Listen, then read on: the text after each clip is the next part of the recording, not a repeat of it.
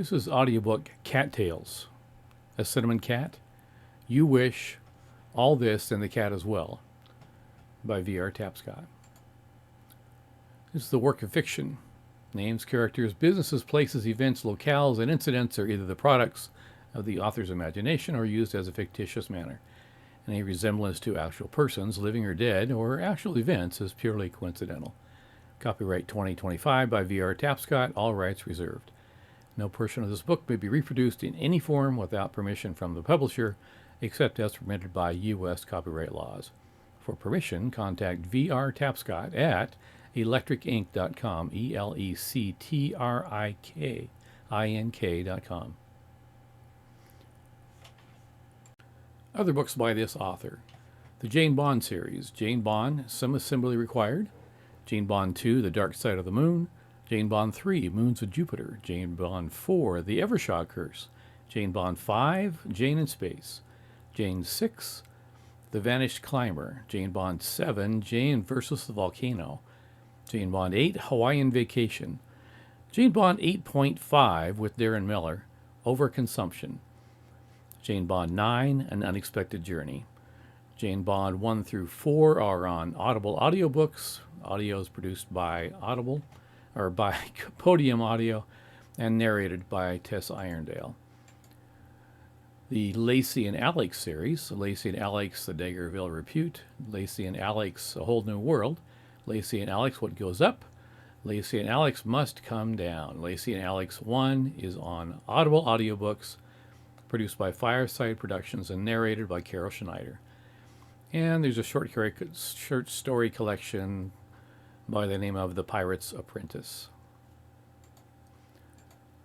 Contents: A Cinnamon Cat, You Wish, All This, and the Cat as Well.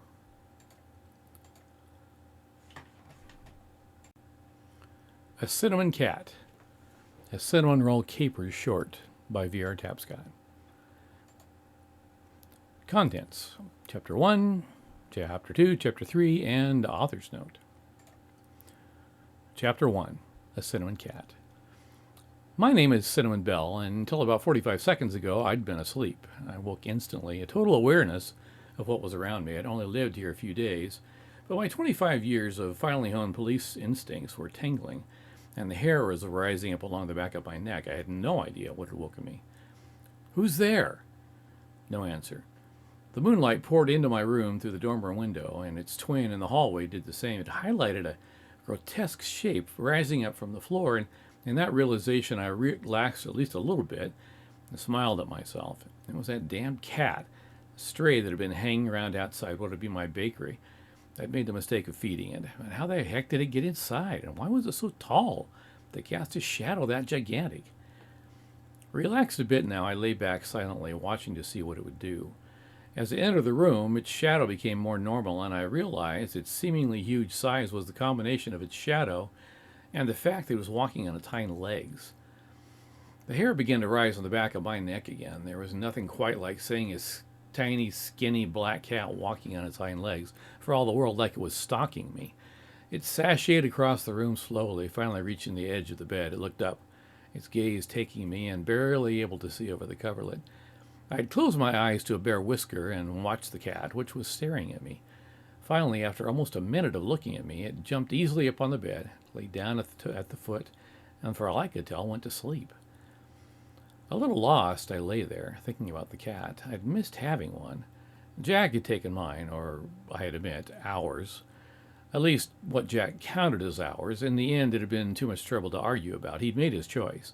The newer model had won, and a lot of our things had become, well, their things, not mine. I'd put in for my retirement from the LAPD, and then, when all that came through, moved what little would fit in the back of my Jeep up through California and Oregon into Washington. I'd stopped to lick my wounds a bit, and I was staying with my sister in Winthrop, Washington. It was only going to be for a few weeks until I decided where to go with my retirement, but the little donut shop across the square from my sister's workplace had been up for sale, and it was darling. It was attached to a larger building, also deserted, and my sister had pushed me to make an offer, a very low one at that, which was accepted. And suddenly, from being footloose and fancy-free, I was a small business owner in a tiny resort town that concentrated on tourist traffic in the winter and survival in the winter. That concentrated on tourist traffic in the summer and survival in the winter. An old, shabby, used bed frame from somebody's dark basement and a shiny new box spring and mattress from a local store later, I had a place to live, or at least a place to sleep. Thinking these thoughts, I drifted off, having pretty much forgotten about the cat. Chapter 2. Who's in charge here? I jerked awake at the sound of a screaming woman, for all the world like someone was being torn limb from limb. I threw on a pair of shorts and an oversized t-shirt, an ancient relic of an ancient Neil Diamond concert, and dashed out of the room and down the spiral stairs. The god-awful racket was coming from the cat. She sat in the geometric center of the kitchen to be sure no one was getting by without paying the toll. A self-satisfied smirk on her face, she stretched her neck for petting, letting out a strangely shrill purr. I rolled my eyes. Made yourself at home, I see. The cat nodded. Did you just nod? The cat nodded again. A little dazed, I rooted around the back of in the sack of what I'd laughingly called dinnerware and found a small bowl. The oversized built-in refrigerator has nothing in it, but I recalled there being one single can of tuna I'd been saving for lunch. The cat yelled again. Lunch became a distant thing. The immediate need was food for the cat. Grumpily, I found a can opener and prized open the can, dumping it into the bowl. The cat sniffed suspiciously at it and deigned to begin eating. After a bit, the scratchy purr started up. I straightened and suddenly became aware that I was standing in a floppy, saggy t-shirt with a pair of skin-tight yoga shorts plastered to my rear, while the passerby were getting quite a show. The kitchen was part of the donut shop and fronted on the main street, and of course, like my shirt, the window coverage was nearly non-existent. I scuttled back up the stairs. A bit later, teeth brushed, showered, and clothed in a slightly more publicly acceptable sweatpants over the shorts and a tank top under the tee, I went back down to the stunningly beautiful steelwork spiral staircase set into a perfection of yellow pine boards. I figured the previous owner had put all their capital into making the donut shop a showplace and didn't save any money for surviving the winter. I hoped that my smugness wouldn't ensure a visit from karma. By now it was nearly 8 a.m., and as grumpy as I'd been at the 6 a.m. wake-up call, my exercise equipment was arriving from Wenatchee, at least in theory, at 10 a.m. I'd gotten a great deal on it, the surplus auction of a gem that was upgrading. Various pieces of guilt on wheels were due to be here and set up by a company that knew all about how to make things work. At least that's what their ad said on the website, and I hoped it was true. While I might be good at keeping them up, I'd rather they were set up in the first place by someone who knew what they were doing. I sat in one of the small customer tables, perched on a beautifully appointed customer chair, and made notes about what I expected to do and when. Getting a little more jittery by the minute, as 11 a.m. approached, I started to pace. The cat came into the room, and for some reason having her there just made the time passing more bearable. I sat back down at the table, and the cat leapt up on the top of the table, where she made herself at home, on top of a stack of papers. About then the door banged, or more accurately, somebody banged on the door. I jumped to my feet. The cat followed suit and scattered papers all over the floor as she leaped from the table, exited the room, and vamoosed up the stairway. A quick turn and pull of the knob, and a kind of scruffy-looking young man stood on the stoop, his blue uniform shirt untucked and his hair wild in the wind. He was tall and solid and looked like he was familiar with leg day. "Hi, I'm from Setup Unlimited. I'm here to set you up." First thing in my sarcastic mind was, I kind of feel like I've been set up already. But I was nice and didn't say it out loud. What I said was, "Come on in." Chapter 3. The Setup. He nodded and turned back to their truck, which I could see parked illegally in front of my place. "Pat, it's safe. Come in." He turned back to me and said, "She almost hit a deer a few miles back, and she's still shaking." It irritated me because he seemed to be amused by it. Pat came slowly up the steps, white-faced, and I could see her hands were shaking. I glared at him and met her with a hug. I thought she was going to start crying. She was about 5'0", and while she was tiny, she was built in proportion to the guy. I had to pull off the road. I was so scared. It was so big, and I might have killed it. I made mom noises at her and turned her loose. "It's okay. You didn't hit it, and everyone's safe. Let yourself relax. Just let it float free." She looked at me oddly, but she seemed to calm a little. At least her hands stopped shaking. I got her to sit down at one of the tables. The guy took the chance to sit down, too. No surprise there. I don't know why I've taken such a dislike to him, but there it is. I told her. It's okay. You sit there a little and gather yourself. I'm sorry, I don't have anything to water to offer, though. She gave me a pale smile. Sitting here is a lot better than sitting in the truck, believe me. I looked at the guy. You never mentioned your name. He almost looked chagrined. Maybe he was more bothered by it than it showed. I'm Han Singleton. This time I almost laughed. I bet you got a lot of flack for that in school. He gave me a slow grin. Yeah, everyone wanted to know about Leia. Well, Han, let's leave poor Pat here and I'll show you where the equipment goes. He nodded, almost seeming professional. Okay, that's a good idea. Off the main customer area of the donut shop, there's a short hallway and a door labeled Gym. I plan on keeping that one locked since the gym had its own door from the outside, but it would be handy for me to keep an eye on both places. I unlocked the door, and we stepped through into the huge empty room. Han's eyes were immediately riveted on the flooring. Nice stuff. You never see anything like this. It's usually just concrete or something. I nodded. One of the schools apparently upgraded their gym floor and sold the old floor at auction. The previous owner picked it up for a song and installed it here. It's pretty impressive, that's for sure. Looks impressive, doesn't it? The entire room was rock-solid hard maple flooring. I checked into it and found there's at least 3 or 4 inches thick and laminated on edge. I showed him the outside door, and he left to pull the truck around. I went back in the donut shop, and there was Pat, but that wasn't a surprise.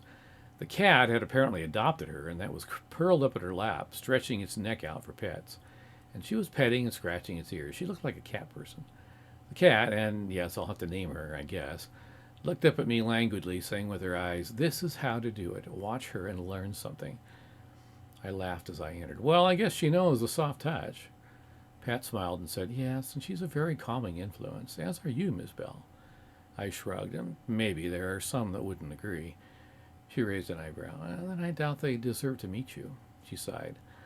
I'd better get in there. Han is such a guy. I smirked. They all are, dear. She quietly disengaged from the cat from her lap and putting it on the chair she'd been sitting on. Then she walked down the hallway and through the door. I heard her wow through the door. I sat on the other chair and the cat jumped back up on the tabletop. I said, "Princess?" She growled. Okay then, how about Kitty or Demon or Walker? Each of my attempts was met with the same growl. I was struck by an inspiration. Tsunami. The cat perked up her ears and nodded. I laughed. Okay, tsunami it is. I had the feeling I'd just been hit by a wave, a big one. Pat and Han worked the rest of the day, and I had to hand it to Han. In spite of being a little rocky at the start, he was a hard worker. Pat, as diminutive as she was, did the same. They worked out a partnership. Her small stature had her crawling around, putting in bolts while he held the big pieces in place. They moved the machines together, though, and she was no slouch about doing the physical labor. I got the idea she had gotten into this job from working out, not just as a side gig to her assembly job. Finally, at almost midnight, they finished up. I'd been shuttling pizza, snacks, and drinks out to them and helping where I could, but I felt like I was in the way, breaking their rhythm more than helping. I wound up just leaving them be for the most part. I worked around the various donut and pastry equipment for my part. I was thrilled to find a lot of the utensils and tools to make the donuts were still there. That included things like bowls and saucepans, and included a lot of baking trays, and even a couple of old but serviceable rolling tray holders. I wound up using those to proof the raised donuts. There was an ancient Belshaw donut robot Mark VI stuck away inside a cabinet. I was amazed all this had been left behind, but the donut machine took the cake, or the donut more accurately. Finding it and knowing its value made me reevaluate the previous owner. Maybe he hadn't left for lack of funds, maybe he just wasn't around anymore. Meanwhile, Tsunami padded around, getting in the way and being adorable. Cats have that knack. You practically break your neck keeping from stepping on them, and they pay you back by being so much in your way that you almost can't avoid stepping on them, something delicate. She pulled her walking trip a few times too, and it never failed to evoke the hair standing on the back of my neck. Finally, Pat and Han announced they were done. I went in and was blown away by the transformation. For really very little money, they'd transferred the empty room into a true workout gym. I sent them on their way with showers of thanks and a generous cash tip. I was sure they'd find a way to use it. I'd seen the way they looked at each other, and they were obviously more than just co-workers. Finally, the room's quiet and the lights all off. I sat watching the night sky. I could see it plainly through the huge floor-to-ceiling windows. A few minutes after I sat, Tsunami lifted up on my lap and started kneading my leg. I stroked her absently and listened to her odd, scratchy purr as the night closed in around us. I think I'm going to like it here. Author's note. This is basically a prologue of my probable new series, Cinnamon Roll Capers, and this is the beginning that introduces the main character and her human. It'll be named Cinnamon Roll Capers, The Catnapping, and will hopefully come out late summer. Wish me luck. V.R. Tapscott, April 17th, 2025. You Wish by V.R. Tapscott. Chapter 1, You Wish, Tales from the White Hart. The White Hart exists in a little grotto in a tiny town on the west coast. It's much like any other pub, really, at least most nights. However, there are some nights when the strange seeps out of the woodwork. I remember the night the mermaid came in looking for the ocean, and the morning after she left. It took most of the day mopping up all that seawater. But I digress. Today was much like any other until talk came up about bottles and genies and all that sort of thing. Everyone was a bit tempery since it had been hot that day, and the humidity seemed to be perfectly willing to stay the night. Alphonse, who, it appeared, always had a story of a friend who knew something about whatever it is we were all banding about, wandered in just after dark. He had the requisite pint and looked comfortable, adjusting his tie and getting his pipe tamped just so. He leaned back on the bar stool against the bar. He drew on his pipe and got it going satisfactorily. I happen to have a friend by the name of Chuck. He's a genie.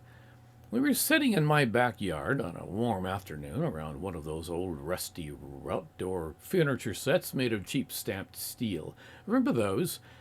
We considered the scenery a little, and then Chuck sat back and said, "Some things bring back memories."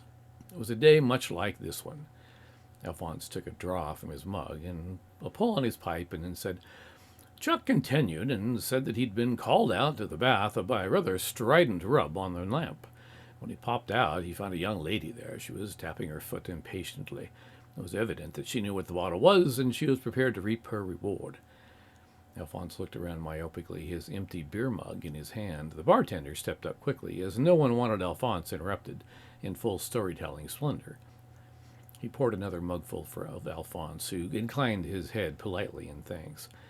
A long quaff of beer, and Alphonse continued. Chuck, being a polite lad, asked her what she might do for her. Perhaps she was looking for a nice love potion, possibly a map to the nearest star's home. Then, from the look in her eye, he realized this was not exactly what she was expecting or even interested in. No, this one had specifics in mind. She told him, in a rather haughty voice, Old man, I've been seeking the genie and my 3 wishes for some time. Trot them out. I know my rights. Chuck had to admit she was right, and it displeased him to have it stated so baldly. He began to think about what could be done about this pickle. After all, it's practically in the job description of a genie that you never get the wish that you asked for. Outwardly, he said, Of course, my lady, I had not realized the import of your wishes. Please, pray tell, what may I present you with? She stared Chuck down, and with a scowl on her face, she said, A house. A most sumptuous house, with 100 bedrooms and 107 bathrooms. Chuck had to confess that his eyebrows went up. He said to her, As you... She held her palm at him. I'm not nearly finished. In addition, I want 2 sparkling pools, one at the east end of the house and one at the west end. The greenhouse will take up most of the southern side of the house, and the grand entry foyer will be on the north side. Chuck held up his hands and readied the spell, but she once again pushed a palm at him. With a half-smile, Alphonse continued. In addition, there must be a full staff of maids, butlers, cooks, and all manner of servants to care for the house and my person. And lest you think I've forgotten, there must be sufficient quantities of money available to keep this house in its full splendor for my entire lifetime. Chuck stood a bit dumbly as he had to say it, waiting for her next order. It wasn't long in coming. All this must be on an island that I own, with a bridge wide enough for several vehicles to pass each other in comfort. And, of course, it must be in a salubrious climate, with a coral blue sea surrounding it. Chuck waited cautiously. With an irritated glance, she said, Well, get on with it. I haven't got all day. He raised his hands and made it so. You have 2 wishes remaining. With a vicious curl of her lips, she said, I'm fully aware of what I have coming to me, sirrah. Now, transport us to my new abode. Alphonse, being fully aware that everyone in the room was waiting for him, took his time in emptying his pipe and filling it, and then getting it going again. Finally, he continued with his story. Chuck sighed. This was obviously going to be one of those long, drawn-out affairs. He considered counting her transport to her new abode to be another wish, but decided it was hardly worth the angst generated. He simply said, "As you wish." They stood at a pristine white beach, their backs to the ocean. To each side of them was at least a mile of brilliant sand. The house was stunning, the entryway a confection of gold and glass. The house surrounding was of white marble. The two pools were barely visible to the right and left from where they stood. She did not seem to be impressed. "For my second wish, I will have a harem. 10 men and 10 women, each of surpassing perfection. They must be a mix of racial characteristics, and each must be of genius intelligence. And of course, they must all be in love with me." Chuck made the admission to himself that she had apparently been staying up nights and weekends obsessing about these wishes, to have gotten them right in the path where it was almost impossible for even the most devious of genies to misunderstand her wishes. He raised his hands to make it so. Out of the palatial north entry filed the harem to display its wares. Each was working to outdo the others, some reciting poetry, some lifting weights, some making imaginative drinks, and cooking food of amazing brilliance, and all of them had eyes only for her, their mistress. Contemplatively, Alphonse took a draw on his pipe. No matter her shell of indifference, she seemed to find herself unable to keep from wandering about, touching and looking at the individuals of her harem, each dressed in a minimum possible finery. After all, the human body was the most perfect artwork ever created. Finally, with just a bit of softness in her calculating look, she came back to Chuck. "For my third wish, I will have long, flowing blonde hair with light highlights. My body will be perfectly formed and tuned right down to the perfect..." And here she simpered and put her hands in a heart shape near her middle. "Right down to the perfect kitty." Chuck quickly raised his hands to make her wish come true. With a smile, Alphonse leaned back and held out his mug for more ale.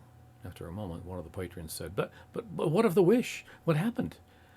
The barman took his cue and poured more ale in Alphonse's mug. He took a long drink, opened his mouth to speak, and there was a stomping and swearing at the front door, someone complaining about the heat and the humidity. A large man with a florid face came into the bar, and a smile broke across his face as he saw Alphonse.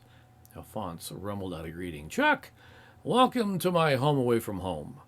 At this point, everyone realized that Chuck was carrying a cat who struggled out of his arms and ran straight to Alphonse.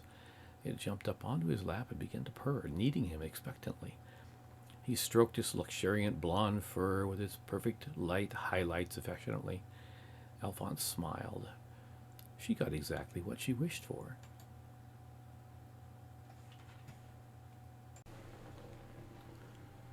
All This and the Cat as Well by V.R. Tapscott. Chapter 1. Jean puttered around her workshop and thought about what Lacey had said, that she should consider getting a cat. Now, Jean was not the sort of person to think in terms of being lonely or needing anyone else to be around her. However, Olive, the bane of her life, spent so much time talking about the wonders of being human and how perfect her life would be once she attained humanity that Jean began to think about it. Jean had enough access to Olive's memories and thoughts, far more than she'd ever let on, that she knew of Jane's warnings, and even though Olive thought of them as being somewhat something to hold her back, to keep her from aspiring to being human, Jean thought enough of Jane that she listened to what Jane meant more than what she said. Jane warned about human beings and that humans had feelings, and feelings were really where all the trouble started with humans. Aspirations, dreams, avarice, greed, and love. And of all these, the most insidious was love. For love made its way in completely uninvited, completely without any logic at all. Love and its twin, caring, made more trouble in the world than any other feeling there was. Jean realized this is what she was seeing from the outside, and it wasn't necessarily true. Jane seemed to be completely okay with being alone. On the other hand, Jane had Dale, and while Jane and Dale didn't have what Jean would see as a perfect relationship, there was no lack of love and caring there. Since Jean had just a tiny bit of a crush on Jane, it was hard for her to get along without any love or caring. Even Jane, while she meant well, never really thought of Jean as being human. So, Jean had made a body, much like Olive's. and had found that simply having a body made it much worse rather than better. Jane's warnings about being human seemed to have more and more accuracy. Jean told others that she liked being a computer person more than a human body person, and sometimes she even believed it. Now, though, after engaging in dangerous practices such as having breakfast with Jane, Bailey, and Olive, she found that her interest was growing rather than waning. And she spent all those hours in her Paris simulation working obsessively about getting every brick, every crumb of dust perfect. She still felt just a little lonely, so perhaps the cat wasn't a bad idea. She enjoyed spending time with Jane's cat, Jandis, and she considered getting a cat from a pet store or perhaps a shelter, but a meat cat would be a problem. She just decided to be a computer person completely. She couldn't leave a meat cat to shift for itself. She'd have to find someone to care for it, much as Jane found someone to watch over Jandis when Jane was gone, something that had fallen to Jean lately. It thrilled Jean to take care of Jandis, but Jandis wasn't hers. Jandis was Jane's.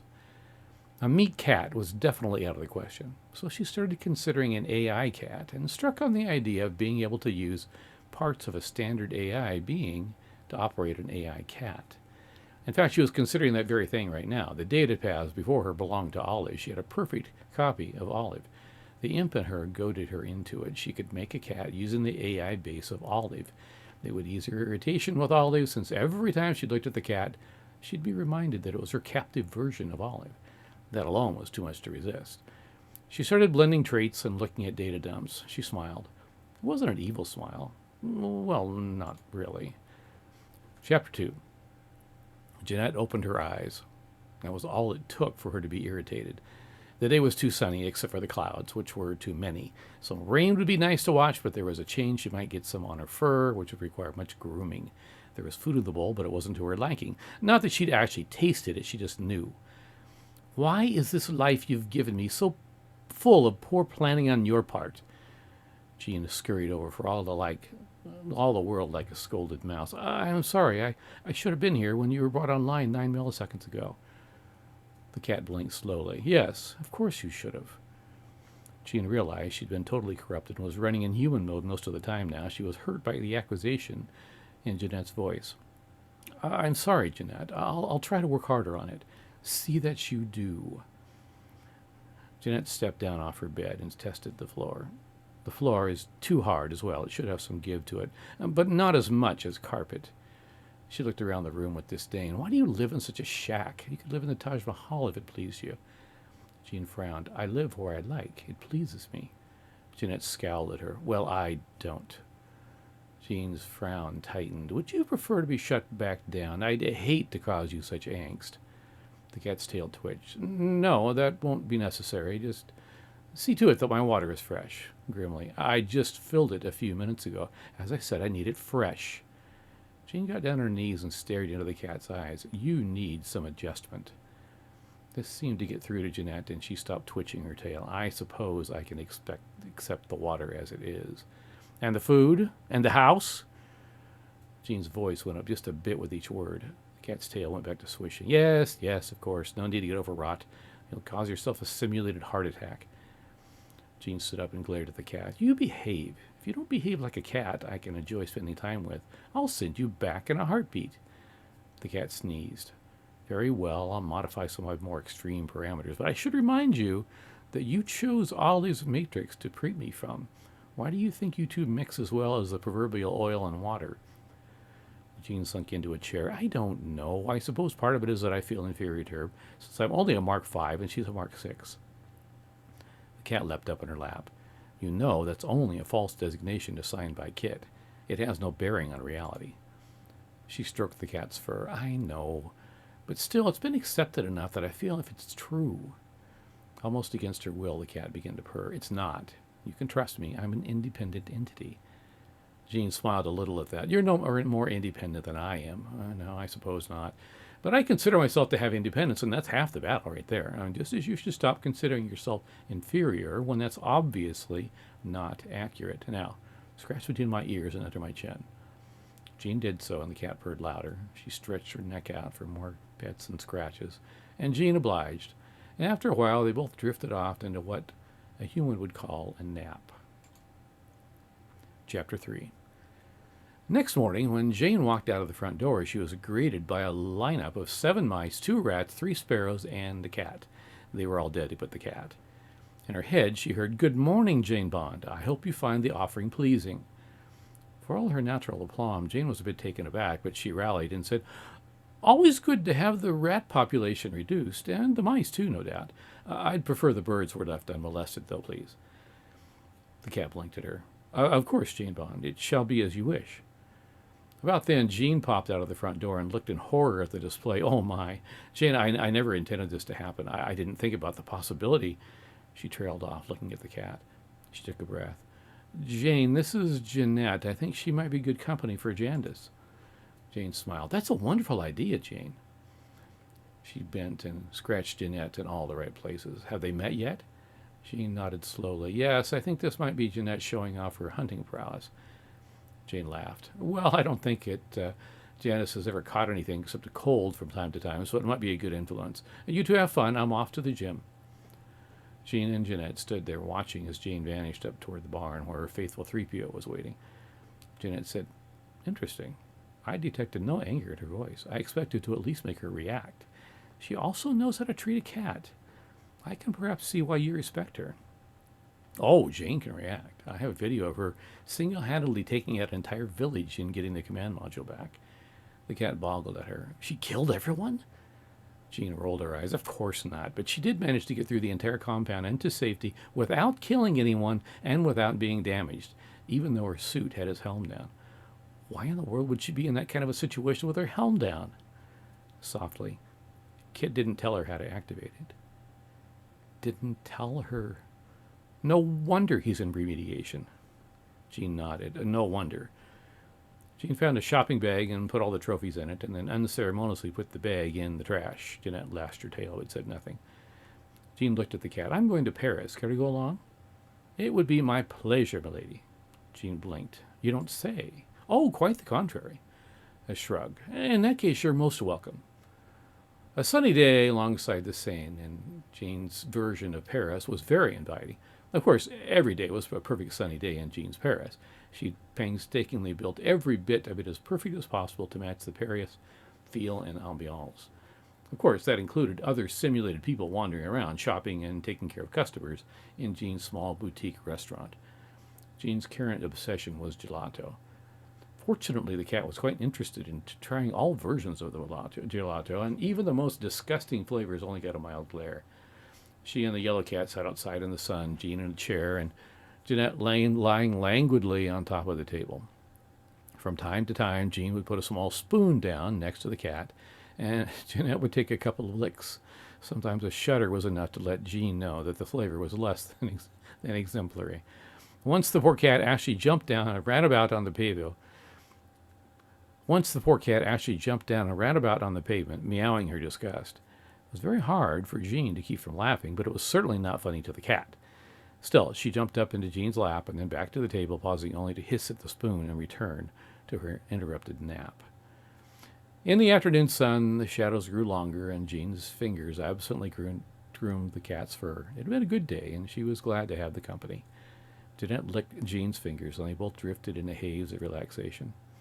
Jean smiled to herself. It would be nice to have someone to talk with.